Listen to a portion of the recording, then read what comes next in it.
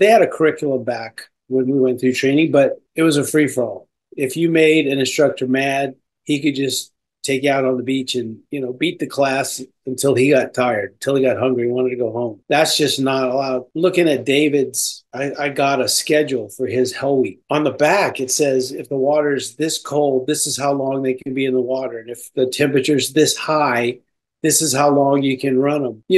Some people say, oh, training got easy. No, training got better.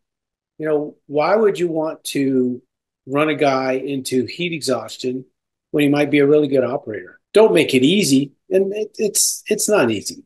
Everybody's class was the last hard class. For this show, 98 was the last hard class. But, the tactics are better. The equipment is better. The guys are better. They're smarter. They're just switched on to a different level. And like I said, I was immature. I didn't know until well into my first deployment that, oh, this is about fighting bad guys and like winning wars and stuff. I just thought it was about being in shape and having fun. And it was always about being in shape, and it was always fun. But it didn't even dawn on me. It's like, hey, this is serious stuff. I'm in the military now. One of the things that I think we took advantage of is that the Navy didn't really want us. We were like the orphan stepchild of the Navy. They didn't want to know about us. Just don't get in trouble and don't cause problems, and you can do what you want to do. When warfare evolved into a situation where, giant columns of tanks and mechanized armor and stuff didn't really cut it, when you needed to send small groups of people into small areas with, special tactics, SEAL team became the darling of the Navy. Mm-hmm. And along with that became this incredible level of oversight and meddling. Mm-hmm. So we had it good in a lot of ways, but the training now is, I think, terrific. What, or do you remember a real challenging or a story that really sticks out to you in training? And also, did you have anything that, like the injury, like that you got an injury story for us?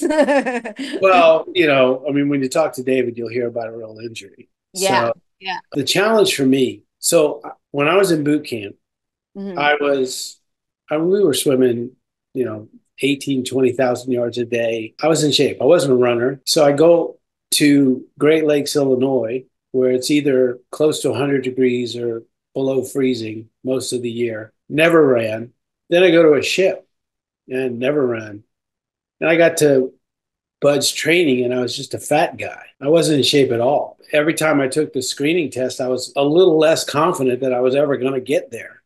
And all of a sudden I get orders and they fly me out of the Philippines back to San Diego to go to training. I was just a plump boy. As a matter of fact, I just saw the instructor a week or two ago who gave me the name Fat Boy in our class. So running was horrible for me. And fortunately, we went to the Mudflats, which is the Tijuana River.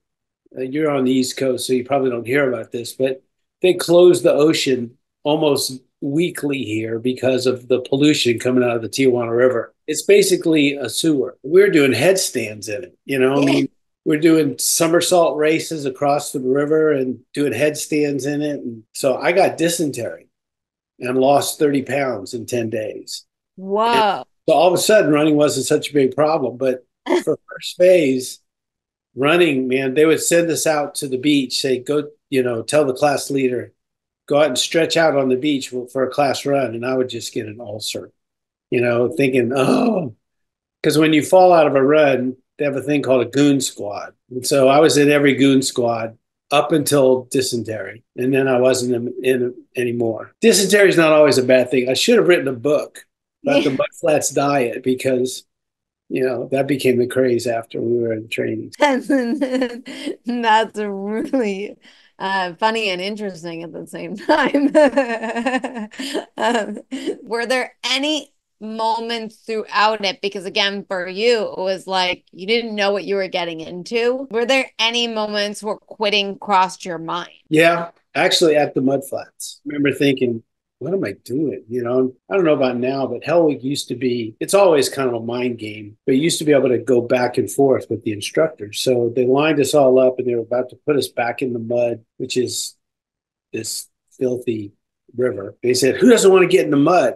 And I thought, you know what? They're going to let somebody not go in the mud. So I stepped forward. I said, I don't want to get in the mud. He goes, okay, Charbonnet, get in the mud. Everybody else get back in your tents. And I was like, my dad was a stubborn guy who drank way too much. He would be sitting in the living room and one of us would walk through. There were 6 kids in our family and he'd start muttering under his breath, what we did wrong lately. And so I'm sitting in the mud, haven't slept for 3 days or 4 days. And I'm thinking, man, what am I doing here? And I'm hallucinating. It's like my dad is in the mud and he's like muttering at the instructors, and I'm thinking, well, that guy's blood is in my veins. I mean, if he can sit here and just cuss at these guys, I can sit here too. But that was my weakest point. Aside from the running, which after, you lost the weight, it was like easy breezy. Was there other moments that were a bit of a challenge for you at all? It was funny to watch David go through training because he wasn't really afraid of the instructors, and probably because of being in the area as a kid. Enough guys quit in our class that I became the leading petty officer. So the senior enlisted guy. And that's who the instructors want to talk to in the morning. They tell you what's going to happen that day. But I had this deathly fear of the instructors. And if I saw an instructor come around the corner, I felt like I was going to have diarrhea. Just sick to my stomach almost, because that guy can wreck your day. So I had to go and talk to the instructors every day, after a while, like after the 3rd week of training, and I just hated it. But, after a while, that wasn't a big deal. Yeah, and so after a while, that feeling went away after you kept doing it and doing it and doing it, or was it stayed with you till the end? No, you get to toward the end of each phase, and it's kind of like, okay, we got this, But really, all you have to do is say or do the wrong thing, and then it's like, okay, get out on the grinder. We're gonna do this until I get tired of you doing it. They own you.